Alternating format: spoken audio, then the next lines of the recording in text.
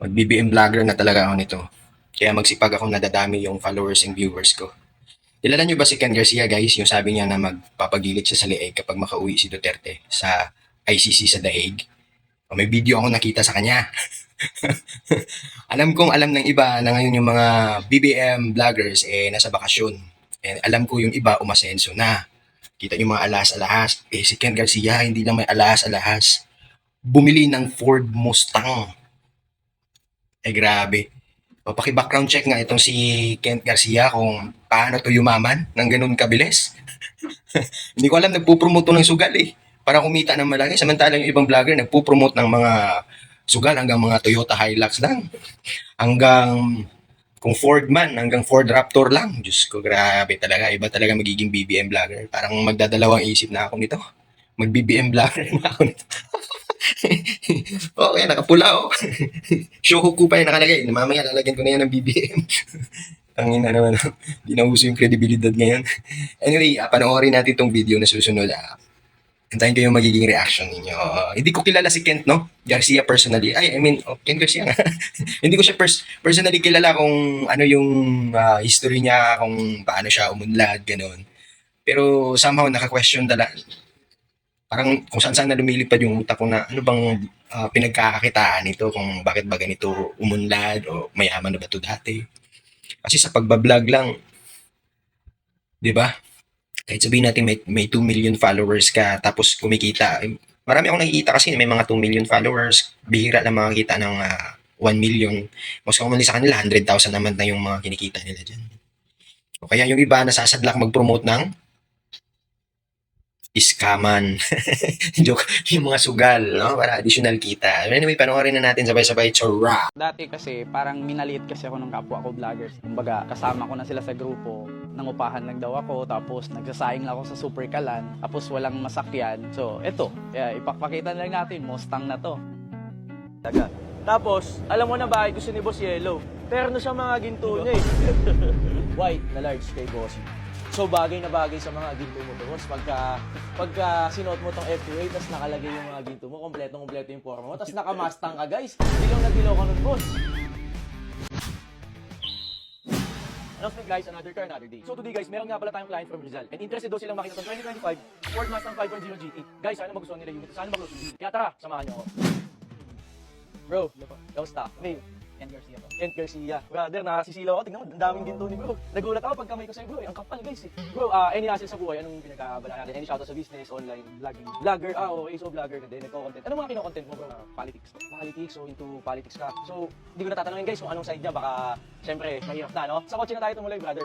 You inquired for the 2025 Ford Mustang 5.0 GT. Sige din, pakita mo na. Tapos walang masakyan.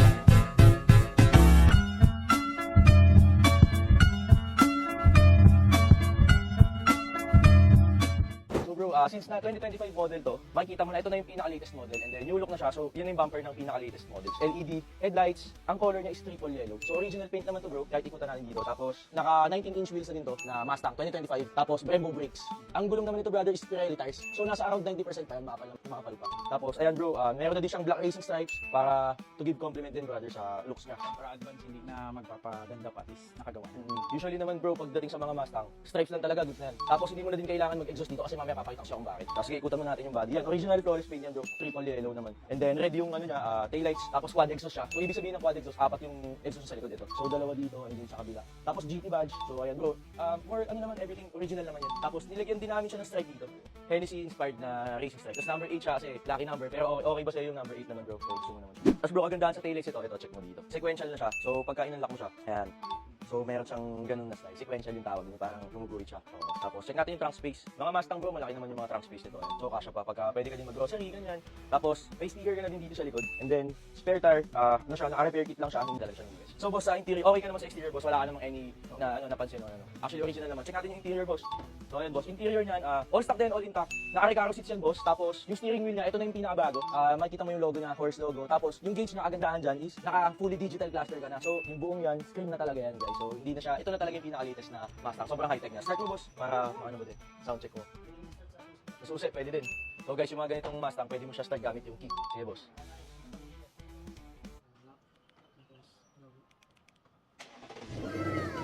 Yan, boss. High-tech talaga.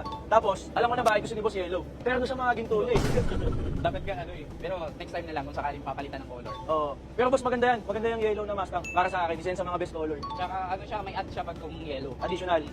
Pero dito sa F2, wala na kayong additional, no, boss? Aircon naman ito is malamig naman siya. So, push start button siya pag nandito tayo. So, start ko na din siya, guys. Para at least. So, ang lakas na ng ano niya. Ang lakas na ng exhaust na pagka ano. Kahit naka-stock pa lang, hindi pa yan napalitan. So, guys, yung regarding naman sa exhaust nitong Mustang, check natin, sound check natin din. Meron kasi itong ano, boss eh. Yung sabi ko sa inyo kanina, di ba, malakas na exhaust sabi mo. Kasi meron itong mga modes, so ito. So, ayan, guys. Ayan, exhaust mode. Pipindutin mo lang to, itong horse logo na to. Tapos, ayan, pipili ka dito, exhaust mode. Meron siyang, ayan, quiet. Yan, tahimik lang siya. Tapos, pag gusto mo ng on, naka-on na, normal exhaust. So, may sound na siya. Pag gusto mo pa paingayin, pwede pa yan. Dito tayo sa sport. So, boss, naka-sport ka. Pero meron pang mas agad dyan. Ito, track mode. So, ayan, pipili ka dyan sa apat. Ito, track exhaust. Ito yung pinakamalakas. Sound check natin. So, guys, solid talaga siya. So, hindi mo na kailangan mag-exhaust, di ba, boss? Pero ano ba gusto mo? Anong modes gusto mo? Kahit saan yun.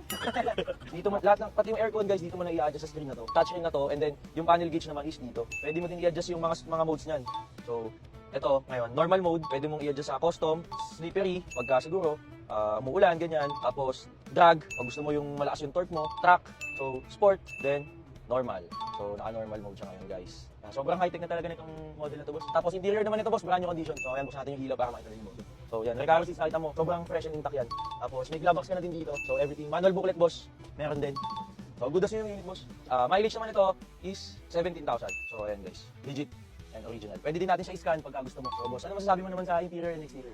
Goods na yan. Ganda. Kasi actually, galing ako dun sa kasa. Yung 2026 model nila, same lang din dito. Walang Walang pinagbago. pinagbago. So, yun, guys, simula naman lumabas to, 2024, no? Simula 2024 hanggang 2026, same na to. Ito na yung pinaka-latest, boss. 5 years pa, boss. Kaya pwede ba natin ma-check yung engine niya? Sige, check natin. Fresh pa talaga. Sir, pagdating naman sa engine nito, is equipped with a 5.0 liter natural aspirated. So wala siyang turbo, purely muscle car siya. Tapos check natin yung oil life. Dito guys, medyo mahirap siya dukutin kasi natatakpan siya ng strut bar. So pag atake mo yung ano niya, oil niya. So pag mga, syempre pag mga naka-roll siya guys, medyo init ka, baka magsisin yung relo mo. So check natin yung oil life. So boss, ayan, makita mo naman bagong-bago. So ayan guys, bagong-bago pa boss. So naalagaan talaga yung engine.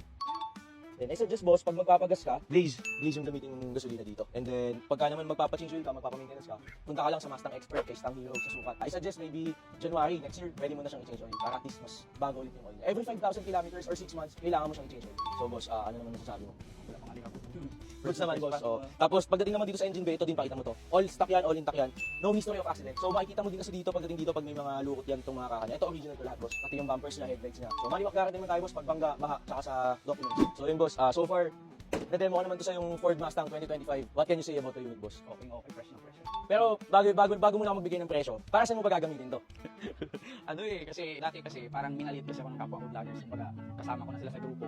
Nangupahan lang daw ako, tapos nagsasaing ako sa Super Kalan, tapos walang masakyan. So, eto, ipapakita na rin natin, Mustang na to. So yun, parang meron kang gustong patunayan sa sarili mo na achievement, no? Hindi naman siguro para magyabang si boss, pero para lang sa sarili niya na meron siyang mapakita na mapatunayan sa sarili niya na achievement. So yun naman din yung kagandahan din, boss, no? Hindi naman for revenge or something, no? Para lang fulfillment na lang din sa buhay, no, boss? So sige, boss, dahil dyan, naantig naman yung puso ko. Siyempre, ganyan talaga, boss, pagka nag-umpisa pa lang tayo sa buhay, pag nag-grind tayo, marami tayong ma-receive na mga negative feedback na may mga mamalit sa ating tao, hindi naman maiiwasan yan. Pero kailangan natin talagang i-take to as a positive way para maging motivation natin, no? Gamitin natin to bilang motivation. So yun yung nakita ko kay boss. Kaya ngayon, andito na siya harap na sa atin. So boss, dahil dyan, asking price ko dito, 3.580. Pwede ba tanggalin mo na lang yung butal? 3.5 na lang. 3.5. Okay naman, sounds fair enough naman yun guys. Sige, 3.5 yun para sa Mustang 5.0 GT 2025. Done deal bro. And congratulations sa first quarter mo lang. Yes, congratulations bro. Sa office na lang tayo bro. So Sir Kent, pakita ko na sa'yo. These runs with F2 cars. And I'm here with bro Kent. What's up bro? Run over the key of this 2025 Ford Mustang 5.0 GT that he bought from F2 cars. Bro, here's the key for your ride and enjoy. Short feedback lang bro regarding sa transaction and kung ano masasabi mo sa'yo. Legit, super talaga legit. At saka lahat ng unit dito, puro fresh talaga. At saka all stock, walang flood, walang bangga. Lahat po, legit talaga. So guys, real client, real comment. So yan, sila yung magpapatunay sa atin na yung mga units natin dito is quality talaga guys. So thank you. Congratulations boss. F2A cars, legit. Nangupahan lang daw ako. Nagsasaing ako sa Super Kalan, tapos walang masakyan. So, eto, ipapakita na natin, Mustang na to.